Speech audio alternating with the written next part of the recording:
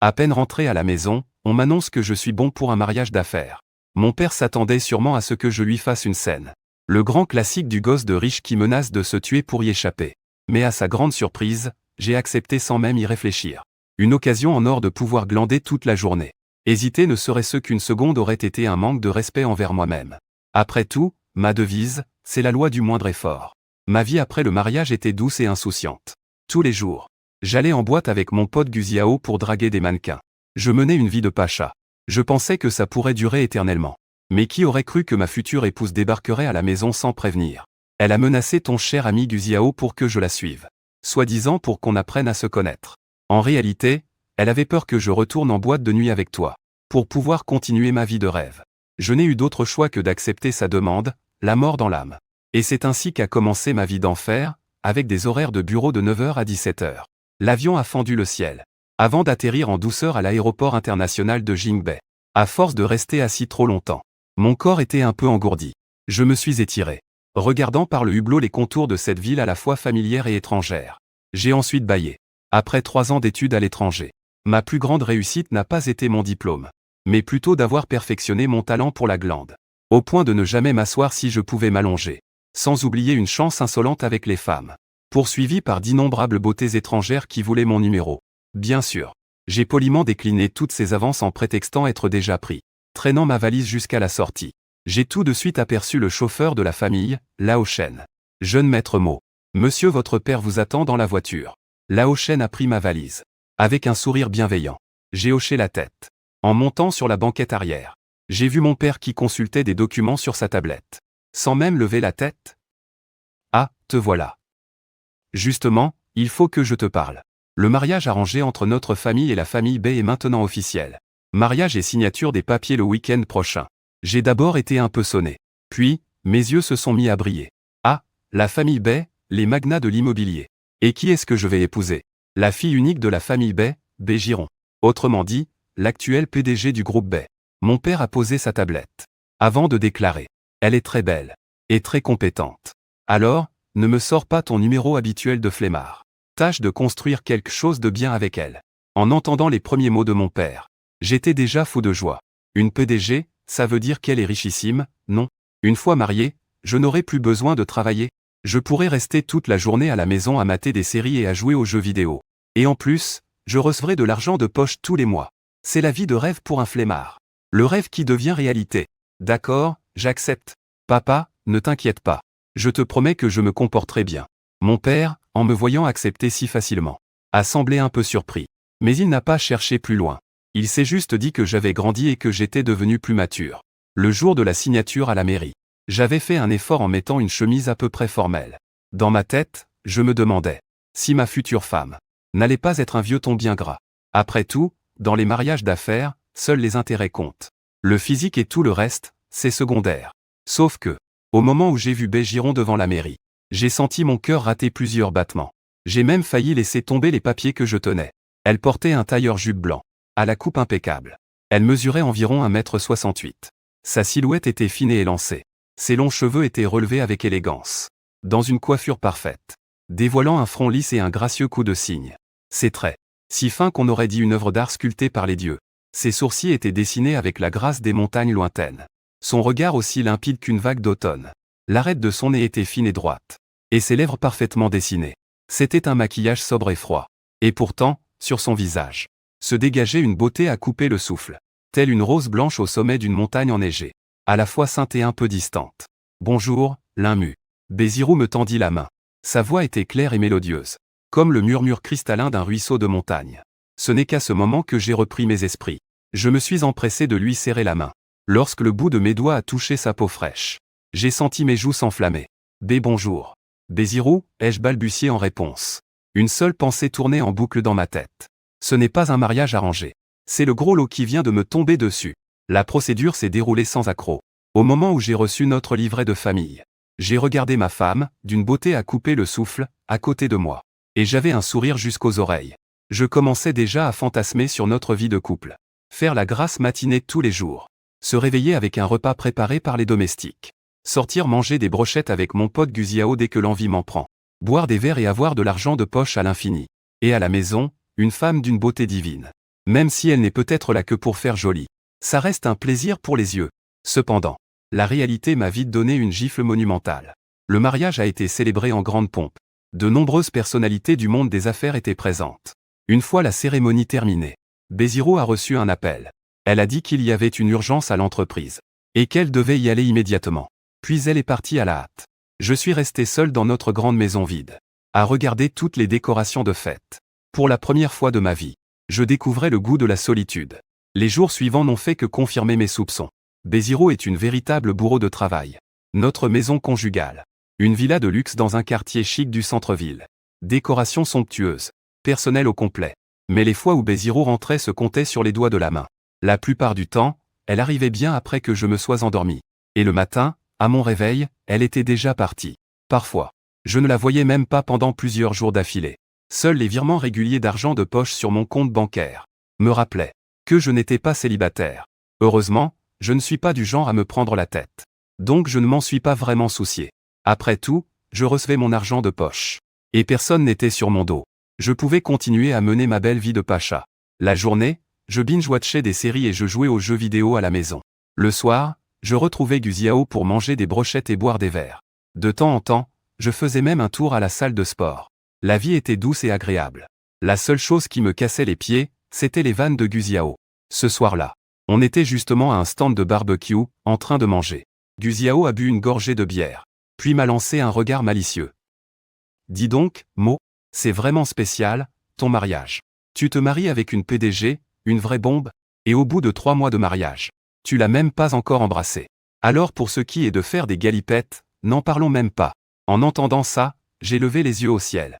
J'ai attrapé une brochette de rognons et l'ai enfournée dans ma bouche. Qu'est-ce que t'y connais? L'absence attise le désir. Mon œil, ouais. Guziao a ricané.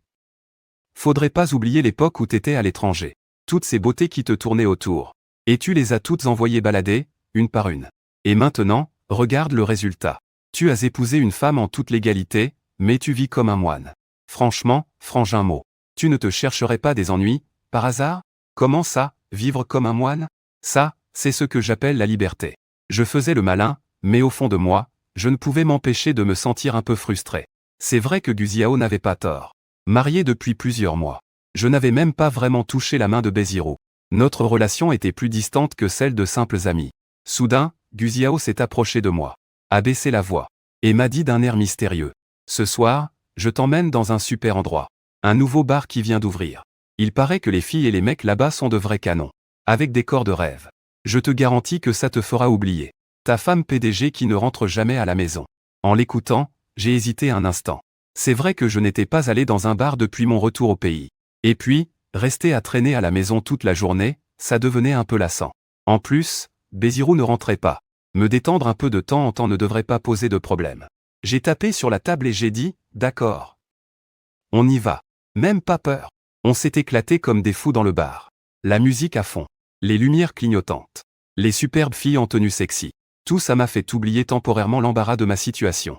Et la frustration de me retrouver seul à la maison. J'ai bu et dansé avec Guziao. Et quelques filles audacieuses sont même venues me draguer. Même si je n'ai pas vraiment répondu à leurs avances. J'étais quand même un peu flatté au fond de moi. Après tout, j'ai toujours la cote. Ce soir-là, on a fait la fête jusqu'à plus de 2 heures du matin. Avant de quitter le bar, complètement ivre. J'ai aussitôt pris un taxi pour rentrer à la villa. Au moment de sortir mes clés pour ouvrir la porte, ma tête tournait encore un peu. Je me souviens très bien avoir fermé la porte à clé en partant. Mais à l'instant où j'ai poussé la porte, j'ai vaguement aperçu une silhouette assise sur le canapé du salon. En voyant ça, mon ivresse s'est dissipée d'un coup. Mon cœur s'est serré. Merde. Un cambrioleur, c'est pas possible. J'ai attrapé une batte de baseball qui se trouvait à côté de la porte. Je l'avais achetée à l'époque pour me défendre. Elle ne m'avait jamais servi. On dirait bien qu'aujourd'hui, c'était le jour. Alors, j'ai pris mon courage à 2 mains et j'ai dit, Vous êtes qui? Comment êtes-vous entré chez moi? Je vous conseille de ne pas bouger. Sinon, j'appelle la police. En disant ça, j'ai sorti mon téléphone, faisant semblant de composer le numéro des urgences. C'est à ce moment-là qu'une voix à la fois distante et agréable s'est fait entendre. Cette voix portait une nuance de lassitude à peine perceptible. Suzuki, ça ne fait que quelques mois et tu ne me reconnais déjà plus? En entendant cette voix familière, ma main s'est figée. J'ai complètement dégrisé. J'ai allumé la lumière du salon à tâtons. La lumière chaude et jaune a éclairé la silhouette sur le canapé. La femme portait une nuisette en soie noire. Ses longs cheveux tombaient sur ses épaules. Elle avait perdu un peu de son assurance professionnelle, gagnant en douceur. Son magnifique visage était marqué par une légère fatigue. Mais elle était toujours si belle qu'on ne pouvait en détacher les yeux. Ce n'était autre que Bézirou. Je me suis immédiatement senti coupable. La batte de baseball m'est tombée des mains avec un bruit sourd. J'ai pensé à l'odeur d'alcool du bar qui devait encore m'imprégner, et cette légère odeur de parfum. Si Bézirou sentait ça, comment est-ce que j'allais bien pouvoir m'expliquer? Mademoiselle Bay, qu'est-ce que vous faites là? Ai-je demandé avec un rire forcé. Le ton de ma voix semblait tout sauf naturel. Bézirou a levé les yeux vers moi. Son regard m'a balayé de la tête aux pieds. Puis, ses sourcils se sont froncés de manière presque imperceptible. Mais elle n'a rien dit. Elle a juste fini de s'occuper des affaires de l'entreprise tranquillement. Et elle est rentrée. C'est bien, c'est très bien. À cet instant, j'aurais voulu disparaître sous terre. Alors, assieds-toi d'abord. Fais comme chez toi. Ne sois pas timide, hein. Je vais faire ma toilette. Après avoir dit ça, Bézirou a clairement eu un haut le cœur. Elle semblait vouloir dire quelque chose. Sans lui laisser le temps d'ouvrir la bouche, j'ai attrapé ma veste et je me suis précipité dans la salle de bain. Sans oublier de verrouiller la porte. Dans la salle de bain, je me suis déshabillé à la hâte. J'ai ouvert le pommeau de douche. Et je me suis frotté frénétiquement avec du gel douche. Terrifié à l'idée que l'odeur ne parte pas. Tout en me lavant, je n'arrêtais pas de penser. Pourquoi Bézirou est-elle rentrée si soudainement? Elle n'était pas très occupée? C'est fini, c'est fini. Cette fois, je suis dans le pétrin. Si jamais elle découvre que je suis allé dans un bar pour voir des mannequins, est-ce qu'elle va me couper mon argent de poche? Ou me mettre à la porte sans un sou? Plus j'y pensais, plus j'avais peur. Je me suis lavé pendant une bonne demi-heure avant d'oser sortir. Puis, j'ai marché sur la pointe des pieds jusqu'à la porte de la chambre. Au moment où j'ai poussé la porte, je suis resté figé sur place. Bézirou était allongée dans notre lit conjugal. Sous la couette, les yeux fermés, elle semblait déjà endormie. Mon cœur battait la chamade. Ce lit était bien celui de notre chambre nuptiale, c'est vrai. Mais depuis notre mariage, Bézirou n'y avait presque jamais dormi. La plupart du temps, elle dormait dans la chambre d'amis. Pensant qu'elle ne serait peut-être pas à l'aise de dormir avec moi, j'ai dit à voix basse, tu peux dormir dans la chambre principale. Je vais dans la chambre d'amis pour ne pas te déranger. Juste au moment où j'allais me retourner pour partir, la voix de Bézirou s'est fait entendre, attends. Suzuki, viens dormir ici. Pas la peine d'aller dans la chambre d'amis. En entendant ces mots, mon cœur, contre toute attente, s'est mis à battre la chamade. Comme s'il allait sortir de ma poitrine. Elle voulait vraiment que je dorme avec elle? Ce n'est pas un peu déplacé? J'hésitais. Mais au fond de moi, je ne pouvais m'empêcher de l'espérer. Si tu n'es pas à l'aise, je peux toujours aller à Kovo. Pas du tout, ça me va. Le regard de Bézirou se posa sur moi, chargé d'une émotion complexe. C'était comme si elle me jaugeait. Nous sommes mari et femme. Dormir dans le même lit, c'est tout à fait normal, non? En l'entendant prononcer les mots mari et femme, l'excitation que je ressentais menaçait de déborder. J'ai hoché la tête précipitamment. Oui. Puis je me suis glissé rapidement sous la couette. De peur que Bézirou ne change d'avis la seconde d'après. Allongé sur le grand lit moelleux, avec à mes côtés mon épouse d'une beauté céleste. J'avais l'impression de rêver. Je n'osais même pas me rapprocher trop près de Bézirou, de peur de la déranger dans son sommeil. Je me suis mis sur le côté, le dos tourné vers elle, essayant de me faire le plus petit possible. Je me demandais si elle avait enfin changé d'avis, si elle voulait enfin construire une relation avec moi. À force d'y penser, mes paupières ont commencé à s'alourdir. Au moment où j'allais fermer les yeux, pour savourer ce rare instant où nous partagions le même lit, j'ai soudain senti une chaleur dans mon dos. Des bras doux m'ont délicatement enlacé la taille par derrière. Mon corps s'est instantanément raidi. Mon cœur battait comme s'il allait exploser. Je pouvais sentir distinctement la chaleur de son corps derrière moi, ainsi que son léger parfum de gardénia. Rien à voir avec les parfums entêtants des bars. C'était complètement différent. Cette odeur était fraîche et si agréable. Pardon? Résonna la voix de Bézirou à mon oreille, empreinte d'une pointe de culpabilité. J'ai été tellement prise par le travail ces derniers temps. J'ai négligé ce que tu pouvais ressentir. Mais ne t'inquiète pas. À partir de maintenant, tout rentrera dans l'ordre. En entendant ces paroles, j'étais aux anges. Mais je lui ai répondu d'un air magnanime, ne t'en fais pas, ne t'en fais pas. Je comprends que tu sois très occupé par ton travail. Tu n'as pas à te sentir coupable envers moi. Mais au fond de moi, je pensais, tant que tu me verses mon argent de poche à temps chaque mois, ce n'est pas grave si tu ne rentres pas à la maison. Je pourrais quand même aller m'éclater avec du Xiao. Passer de temps en temps au bar pour voir la sorcière. Je ne m'ennuierai pas du tout. Cependant, l'instant d'après, les paroles de Bézirou m'ont laissé complètement bouche bée. À partir de demain, tu emménages avec moi dans mon appartement. La voix de Bézirou était très calme, mais sur un ton qui n'admettait aucune objection. Cet appartement est proche de l'entreprise. C'est plus pratique pour moi pour aller et venir du travail. Et puis, ça nous permettra de nous rapprocher. La voix de Bézirou résonnait comme un murmure diabolique. Calme et terrifiant. Je me lamentais intérieurement. Si je déménage là-bas, ma belle petite vie de pacha ne serait-elle pas fichue? L'appartement de Bézirou est un immense appartement en plein centre-ville. La sécurité est très stricte. Et en plus, c'est très loin de chez Guziao. Et encore plus loin des stands de barbecue et des bars. Et le plus important, si je vis avec Bézirou, pourrais-je encore faire la grasse matinée quand ça me chante? Jouer aux jeux vidéo et sortir m'éclater? Bien sûr que non. Pour sauver ma vie de rêve. Je n'avais plus qu'à demander timidement à ce fameux directeur Bay. Tu es tellement occupé par ton travail d'habitude. Si je vis avec toi. Et si je te dérangeais? Et puis, je suis habitué à vivre ici. J'aurais sûrement du mal à m'adapter si je déménageais si soudainement. Et si on laissait tomber, finalement? Je pensais que Bézirou accepterait. Après tout, elle est tellement occupée. Elle ne doit pas vouloir être dérangée, elle non plus. Mais contre toute attente, Bézirou m'a lâché. Puis elle s'est redressée. Elle me fixait droit dans les yeux. Son regard avait une lueur menaçante. Suzuki, ne t'imagine pas que je ne sais rien. Je sais où tu traînes toute la journée avec Guziao. Les bars, les stands de barbecue. Et toutes ces jolies filles qui te tournent autour. Ces paroles m'ont fait blêmir. Mon cœur a raté un battement. Comment pouvait-elle savoir? Toi, comment?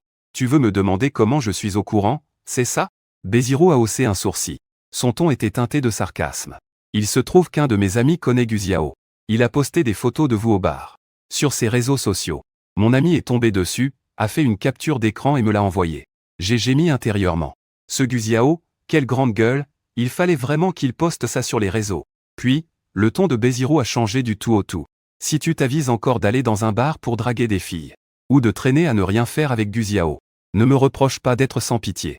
Te couper ton argent de poche sera la moindre des choses. Je peux aussi faire en sorte que l'entreprise de la famille de Guziao fasse complètement faillite. Tu me crois capable de le faire, n'est-ce pas? L'Inmu. Je ne doutais pas un seul instant des paroles de Bézirou. Avec la puissance du groupe Libé, faire couler l'entreprise de la famille de Guziao était un véritable jeu d'enfant. Et Guziao est mon meilleur pote. Je ne peux pas lui attirer d'ennui. Et puis, si on me coupe mon argent de poche, ma belle vie de pacha serait complètement terminée. Il faudrait que je me trouve un travail. Ce serait un véritable enfer. Aussitôt, j'ai affiché mon sourire le plus mielleux. Non, non, non. Madame Bay, j'ai eu tort. Soyez clémente, pardonnez-moi pour cette fois. Je vous promets que je ne remettrai plus jamais les pieds dans un bar modèle. Et puis, je ne traînerai plus bêtement avec Guziao. Si je dois emménager, alors j'emménage. Ce sera une bonne occasion pour nous de développer notre relation. Vraiment une très bonne chose. En voyant mon air de mauviette. Un sourire à peine perceptible s'est dessiné sur les lèvres de Bézirou. Ce sourire a été si fugace que j'ai cru l'avoir rêvé. Puisque tu es d'accord, tu emménages demain. J'ai hoché la tête, au bord des larmes. Mais dans ma tête, j'ai maudit Guziao sur 800 générations. C'est à cause de cet imbécile que j'ai perdu ma liberté. Et dire que je l'avais couvert pour cette histoire. On réglera nos comptes, tôt ou tard. Le lendemain, au petit matin, j'ai été forcé de faire mes valises et d'emménager dans l'appartement de Bézirou. Debout dans ce grand appartement spacieux et lumineux, à la décoration minimaliste et luxueuse, j'ai regardé ma manette de jeu dans ma valise, mes mangas et mes paquets de chips. Je me suis immédiatement senti complètement à côté de la plaque. Ta chambre est par là. Va t'installer. Bézirou a désigné une chambre du doigt. La suite parentale, c'est la mienne. Si tu veux y dormir, tu peux me rejoindre ce soir. Ces paroles m'ont fait un choc. Mais je me suis tout de suite souvenu de sa menace de la veille. J'ai secoué la tête vivement. Non, non, merci. La chambre d'amis me convient parfaitement. Je ne veux pas vous déranger. Tu parles d'une blague. Dormir avec cette reine de glace. Je ne fermerai pas l'œil de la nuit, c'est sûr. Cependant, les choses n'étaient pas aussi simples que je le pensais. Le premier soir dans l'appartement, j'étais allongé sur mon lit en train de jouer aux jeux vidéo, quand on a soudainement frappé à ma porte. Bézirou est entrée. Elle tenait une tablette à la main. C'est l'emploi du temps que je t'ai préparé.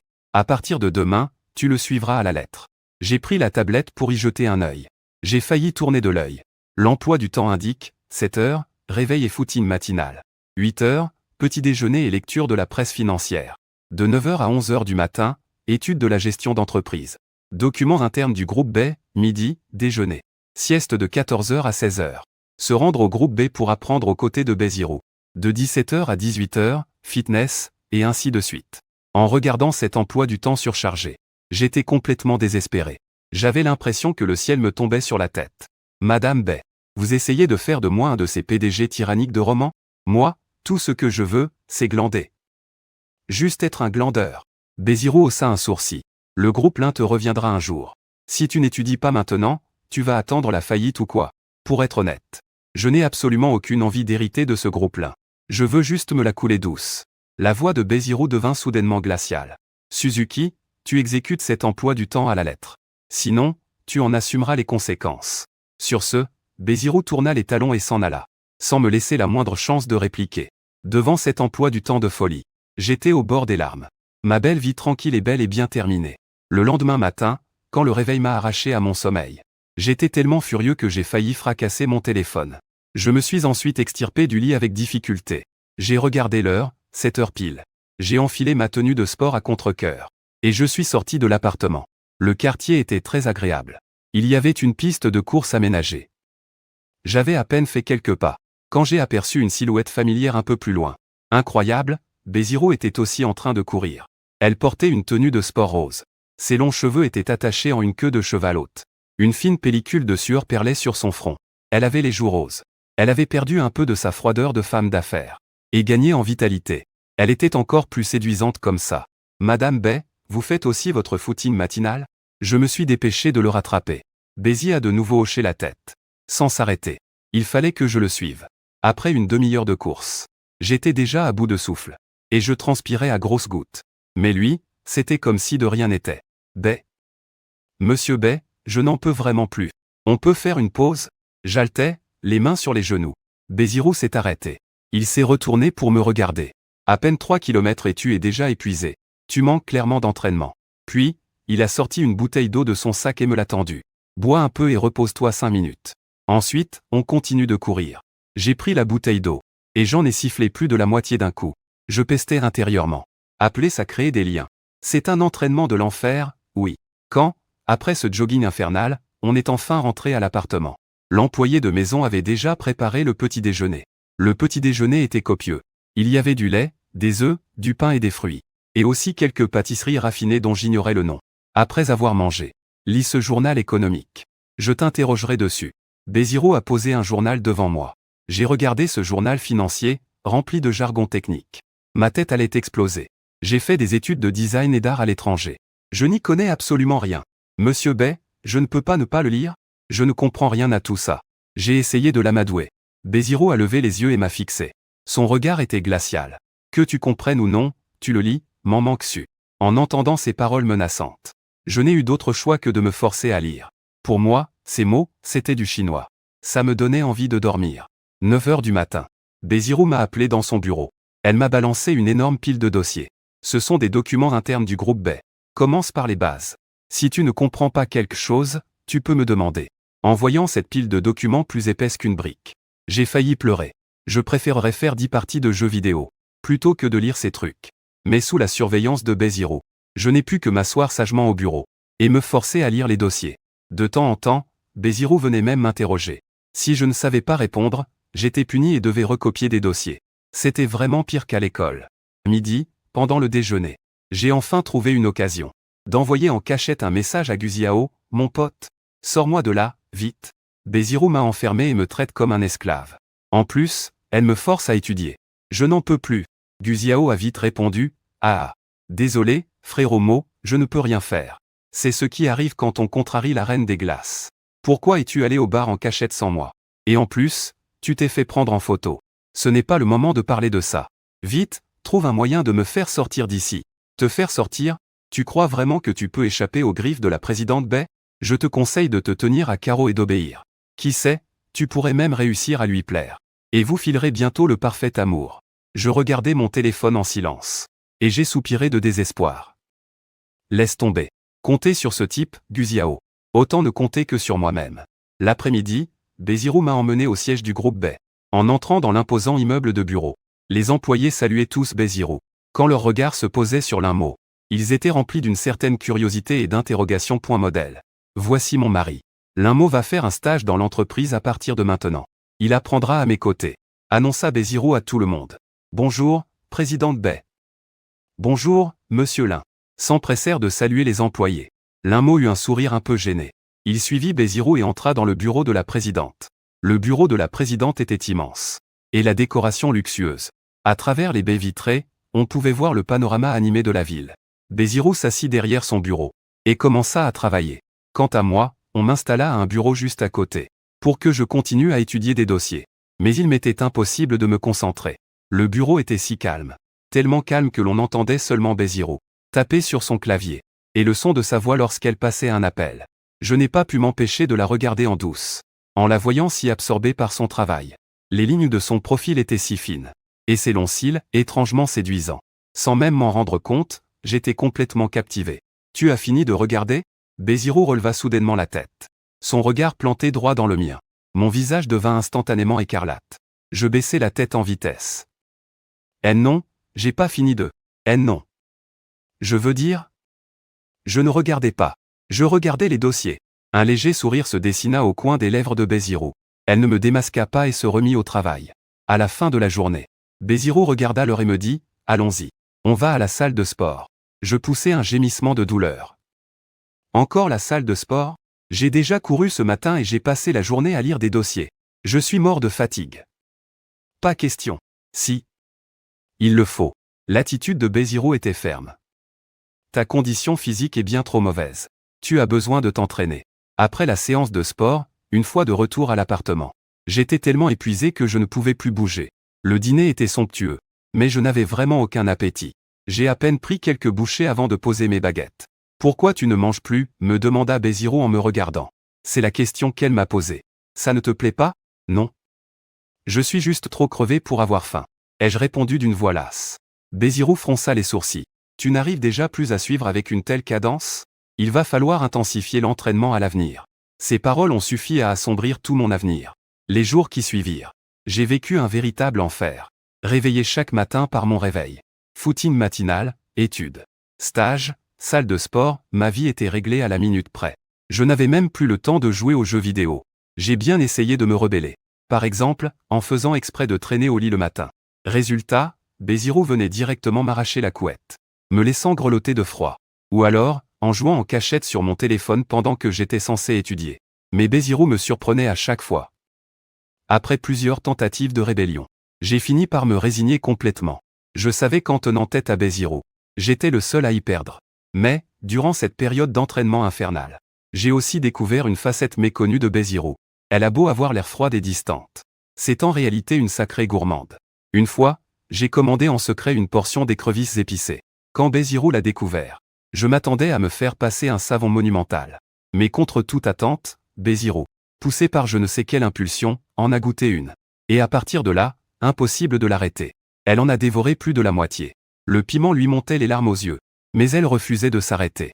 Depuis ce jour, Bézirou m'autorise de temps en temps à commander à emporter. À la seule condition que j'ai terminé mon programme de la journée. Même si au travail, elle est d'une efficacité redoutable. Mais en secret, elle a une peur bleue du noir. Une fois, il y a eu une panne de courant dans le quartier. J'allais justement utiliser mon téléphone pour m'éclairer. Quand j'ai entendu un cri de surprise venir de la chambre principale. Je me suis précipité. J'ai alors vu Bézirou, recroquevillée au niveau de la tête de lit. Elle était un peu pâle. Ça va ? J'ai allumé la lampe torche de mon téléphone pour éclairer son visage. Je vais bien. Bézirou a secoué la tête. Sa voix était un peu rauque. C'est juste que j'ai un peu peur du noir. Ces mots m'ont touché en plein cœur. Il s'avère que cette PDG d'apparence si froide avait aussi un côté si fragile. Alors, je me suis assis au bord du lit et je lui ai parlé. Jusqu'à ce que le courant revienne. Depuis ce jour, Bézirou ne ferme plus sa porte à clé la nuit. Parfois, je me glisse en douce dans la chambre principale, pour m'allonger à côté d'elle. En la regardant dormir si paisiblement, je ressens une douce chaleur dans mon cœur. Une autre fois, pendant une pause au bureau, j'ai renversé mon café par accident. J'ai mouillé un document important. J'étais si effrayé que j'en suis devenu blême. Je pensais que Bézirou allait me tuer. Mais au final, elle a juste froncé les sourcils. Puis, sans un mot, elle a essuyé le document. Et en a réimprimé une copie. Fais plus attention la prochaine fois. La voix de Bézirou était très calme, sans la moindre trace de reproche. Je la regardais, l'air si appliqué. Et ça m'a réchauffé le cœur. J'ai découvert que Bézirou n'était en fait pas si froide. C'est juste qu'elle ne sait pas bien exprimer ses sentiments. Plus on passait de temps ensemble, plus mes sentiments pour Bézirou évoluaient. Au début, j'étais seulement attiré par sa beauté. Puis, petit à petit, j'ai découvert ses qualités, intelligente, compétente, gentille et attentionnée. Même si elle est parfois un peu autoritaire. En réalité, elle se soucie beaucoup de moi. Après ça, j'ai moi aussi commencé à suivre de mon plein gré le programme de Bézirou. J'étudiais sérieusement la gestion d'entreprise. Je m'entraînais dur pour améliorer ma condition physique. Et j'arrivais même à lui donner quelques coups de main à l'entreprise. Elle aussi a remarqué mon changement. Je n'étais plus aussi désinvolte qu'avant. J'étais devenu de plus en plus sérieux, de plus en plus responsable. Et j'avais même appris à prendre soin d'elle. Sachant qu'elle avait peur du noir, je restais discuter avec elle. Sachant ce qu'elle aimait manger, je lui commandais en douce des écrevisses épicées. Quand je voyais qu'elle était fatiguée par le travail, je lui préparais une tasse de thé chaud. Son cœur, sans même qu'elle s'en rende compte, se laissait peu à peu attendrir par ce mari autrefois si passif. Ce soir-là, je venais tout juste de terminer tout mon travail d'étude. Et je m'apprêtais à retourner dans ma chambre pour me reposer un peu. C'est alors que Bézirou m'a soudainement interpellé. « Linmu, viens voir. » Je me suis approché d'elle. Puis je lui ai demandé, « Présidente Bay, qu'y a-t-il » Bézirou me regardait avec douceur. « Aujourd'hui, c'est l'anniversaire de nos 6 mois de mariage. J'ai réservé un restaurant. Allons dîner ensemble. » En entendant ces mots, je suis resté sans voix. Puis, une vague de joie m'a envahi. Oh oui. D'accord. Comment avais-je pu oublier une date si importante? Et dire que Bézirou, elle, s'en souvenait. Bézirou a enfilé une magnifique robe. S'est maquillée avec soin, tout en légèreté. Et a pris mon bras pour sortir de l'appartement. Le restaurant était un établissement français à l'ambiance élégante. Les lumières étaient tamisées. La musique, romantique. Nous nous sommes assis à une table près de la fenêtre. Et avons commandé des plats raffinés et du vin rouge. Merci pour tout ce que tu as fait ces derniers temps. Bézirou a levé son verre en me regardant. Merci d'avoir bien voulu jouer le jeu. Et merci aussi de prendre soin de moi. J'ai levé mon verre à mon tour, et nous avons trinqué. C'est moi qui devrais te remercier. Tu me rends meilleur de jour en jour. Et puis, c'est mon devoir de prendre soin de toi. Je regarde Bézirou dans les yeux. Et je lui dis sérieusement, Bézirou. Avant, je voulais juste me la couler douce. Mais depuis que je t'ai rencontré, je me dis que faire des efforts, ce n'est peut-être pas si mal. Au moins, je pourrais devenir quelqu'un qui te mérite. Mes mots font rater un battement au cœur de Bézirou. Ses joues rougissent légèrement. Aussitôt, elle évite mon regard. Prend son verre et boit une gorgée de vin rouge. Essayant de dissimuler sa timidité. Le dîner se termine dans une atmosphère romantique. Il est déjà tard quand nous rentrons à l'appartement. Alors que j'ai fini de me préparer et m'apprête à retourner dans la chambre d'amis pour dormir. Bézirou me serre soudainement dans ses bras par derrière. Ce soir, dors dans la chambre principale. Mon corps se fige. Je me retourne aussitôt pour regarder ses joues rougies. Je tends les bras et la serre contre moi. D'accord. Cette nuit-là, nous ne sommes plus aussi distants qu'avant. Je suis devenu plus audacieux. Bézirou ne résiste pas. Au contraire, elle répond activement à mes avances. Dehors, le clair de lune est éclatant. Mais la chambre est remplie d'une tension électrique. Depuis ce jour, notre relation s'est complètement transformée. Nous sommes devenus comme un vrai couple. Bézirou n'est plus comme avant. Entièrement absorbée par son travail. Elle prend du temps pour dîner avec moi. Aller au cinéma, voyager. Avec son aide, je deviens moi aussi de plus en plus brillant. Je me suis fait une place au sein du groupe Bay. Je suis même capable de gérer les choses en toute autonomie. Guziao a vu mon changement. Et n'a pas pu s'empêcher de me taquiner, frère Mo. Tu as vraiment fait peau neuve. Tu n'es plus le glandeur d'avant. Mais maintenant que la présidente Bay te mène à la baguette, tu oses encore venir au bar avec moi? En l'écoutant, je souris et secoue la tête, pas question d'y aller. J'ai une femme si merveilleuse à la maison. Qui aurait envie d'aller dans un bar? Mes paroles ont suffi à faire exploser Guziao. Il a tout de suite rétorqué avec méchanceté, les couples qui s'affichent finissent vite par rompre. 1 an plus tard, notre fille, à Bézirou et à moi, est née. La petite a hérité de la beauté de Zirou. Et de mon côté espiègle. Adorable comme un cœur, une véritable petite poupée. Je tenais ma fille dans mes bras. Regardant Bézirou qui souriait tendrement à mes côtés. Mon cœur était rempli de bonheur. Je pensais autrefois que le bonheur suprême, c'était de me la couler douce. Mais depuis que j'ai rencontré Bézirou, j'ai vraiment compris que les jours remplis d'amour sont le véritable bonheur. Bézirou s'est appuyé contre mon épaule, contemplant le visage endormi de notre fille. Elle a murmuré, « Désormais, notre famille restera unie pour toujours. » J'ai baissé la tête pour l'embrasser sur le front. D'accord. Pour toujours. Le soleil filtrait par la fenêtre, inondant la pièce. D'une lumière chaude et éclatante, qui illuminait les silhouettes heureuses de notre petite famille de 3. L'ancien mari paresseux et la présidente au cœur de glace menaient désormais la vie heureuse que tout le monde leur enviait. Et toutes les épreuves du passé s'étaient transformées, pour l'un comme pour l'autre. En leurs plus précieux souvenirs. Fin.